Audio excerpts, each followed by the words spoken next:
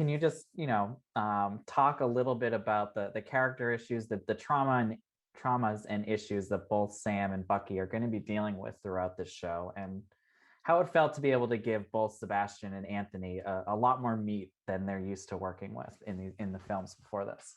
Well, what's great about having 6 hours is that you get to spend a lot more time with the characters. So, by definition, you're able to get more intimate with them and find out where they live, how they're feeling, what they're doing.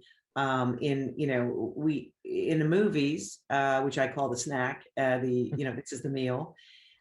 You're so you're kind of driven by the fact that they're in some form saving the world. And it's really hard to take time out from that to explore character because the stakes are so high in the moment. But this you're allowed to because you just have more time. So while you're percolating on one level, you can take the time to get intimate with the characters. And what was great, they've been living in these characters for a number of years, so they knew them, but they had never really gone for a deep dive. Yeah. So both actors, both Anthony and Sebastian, really dove in and loved exploring. So we did a lot of ad lib and a lot of improv and a lot of script work, where rehearsals and such, so that we really could explore the characters to the fullest that we felt we could. And Sam he starts the whole series. He's been given the shield at the end of Endgame. Yep. And now it's a real exploration of what is he going to do with that? Is he going to take it on? What is it for a Black man to take on the shield? Does he want what that is? What is the shield? What does it represent? And all these questions are percolating around, and he has to go on a big exploration of, what the sort of classic hero image is of a Captain America, and is that relevant anymore? And so we don't know what he's going to decide. Bucky the same. Bucky also has opinions of the shield. I think everybody has an opinion of the shield that's different. What it means to me, it would be something different to what it means to my neighbor. But Bucky is coming out of having been, leading a life of being brainwashed and doing some heinous things. He's going to have to deal with the guilt of that. He's going to have to come to terms with the violence that he has perpetrated. There's victims. When you have violence, there's victims, which, entertainment tends not to explore that so much. So we really go down a very intimate road with him that has to do with mental health and PTSD and some of the hard topics. So although we do it with fun and ironic humor, and we certainly enjoy their relationship, we definitely are not shying from some very deep topics and issue-oriented subjects. And now, we do have to talk about some of these big set pieces as well, though, because the series starts off with, I think, some of the most exciting Falcon moments we've seen yet.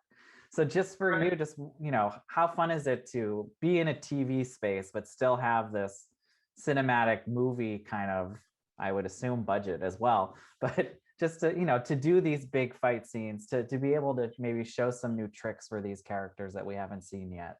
Well, that was the goal. When I particularly started, we called it the hot potato sequence. From the beginning, I was like, we are going to show Falcon in a way that he's never seen, and I looked at all of his work and it was so good, right? Yeah.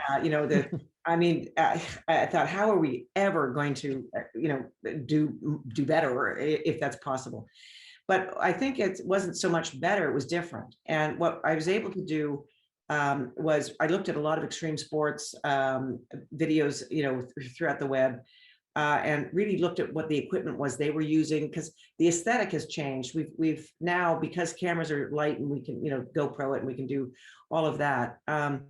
We are able to experience an event like that where someone's flying. The goal was I wanted to be flying with them. I wanted us to feel like we were right there with them and experiencing it like you do on an extreme sports video, where you feel like, wow, this is what this guy is really seeing. It's what he's really doing. There's a camera on his helmet or on his, So we slapped cameras all over the guys as they jumped out planes, and so what you see is what we managed to get.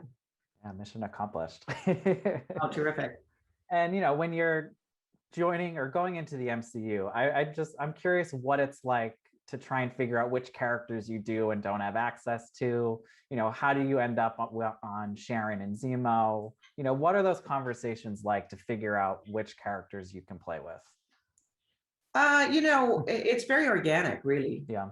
You go into the story, and it's what does the story need, and one of the things that's really terrific about the comics is they are like a deep Wikipedia resource, but we don't duplicate them. Yeah. So the storylines are unique to the comics, and the storylines to the drama, to these shows, and even the movies are unique to themselves. So the characters are able to evolve, and the storylines are able to evolve. So we really get to be, true to the story that we're telling, versus having to tell a story that we're not duplicating anything. And I'm curious, when WandaVision was on, if you were following along with, all the fan theories, cameos, just how that kind of set some unrealistic or high expectations for how the show would end. I mean, then that's nothing against the show. I loved it. I will be rewatching it completely, but these fan theories kind of set up these unrealistic ideas. Is that something that now you're thinking of, having seen what happened with that show?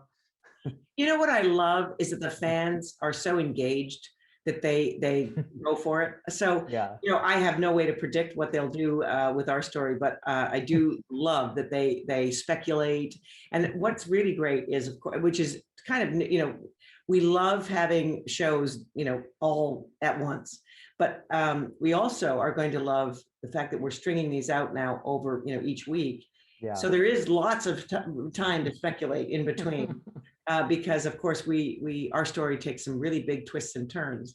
So I'm sure I hope the fans will feel compelled to be just as engaged. I was gonna say, do you want to drop any totally crazy, outlandish quote that people can speculate over for the next couple weeks? Not a chance. Smart. And now, we saw WandaVision, how it set the stage for the next Doctor Strange movie. What, I guess, going forward, will this show kind of set up for the next chapter of the MCU? Can you kind of talk generally, I guess, about what those conversations are like, about where you had to get to go forward? You know what? I honestly don't know. If I knew, I probably wouldn't tell you anyway, but I honestly don't. So that's understandable. Yeah, what is great is we are telling a story that we don't tie up in a neat bow, of course. Yeah. And hopefully we've opened doors to not only speculate, but also to be thoughtfully pondering because of some of these really, important themes that we are embedding in the show.